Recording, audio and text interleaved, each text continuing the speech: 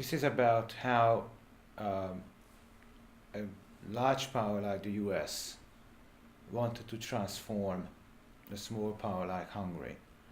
This is one reading. The other reading is how do little guys fare in international politics? How do weak states behave in international politics, and are they masters of their own fate? Of course, there were several stages of the Cold War. The first one and most dangerous one lasted from 1946 to the death of Stalin, where both the Soviet Union and United States were literally convinced that there would be a third world war, and that war would be nuclear. The approach they adopted in 1948 was to contain and embargo the communist countries of Eastern Europe, which are regarded as Soviet satellites. And what they wanted to do is to impede the Soviet satellites to act as proxy states. And also these communist regimes were seen as highly repressive, that are not very good for their populations, which was true. So what they figured was that if they introduce an economic embargo, and if they launch a psychological warfare, coupled with some acts of sabotage and subversion, then these communist regimes will fall. The communist regime survived against all odds, and the end result of these very harsh and strident policies was the Hungarian Revolution of 1956, when it turned out that the communist system and the Soviet Union is more resilient in Eastern Europe than they believed it would be. Soviets eventually crushed the revolution. And that led America to reevaluate its aims and policies in Eastern Europe.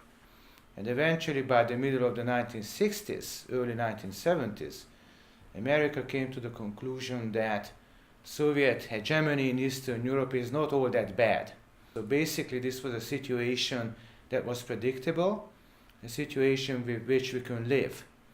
Now, of course, they still wanted to transform the communist systems, but not necessarily undermine them.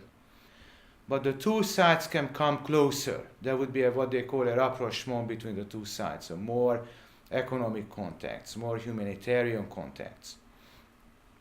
The methods were also changed.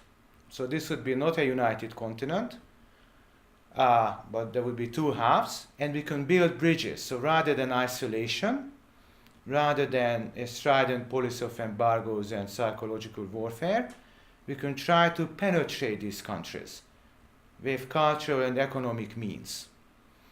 The balance of the two, isolation versus bridge building, we can actually say that bridge building contributed to the eventual collapse of the communist system, so it was more successful actually.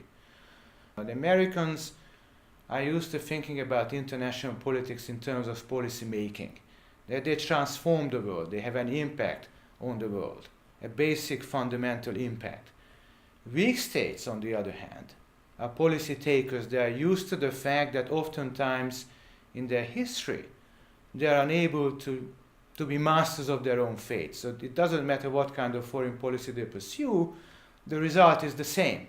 But 1989 actually showed that this is not true. That domestic politics can generate international change, because not only did Poland and Hungary launch an avalanche which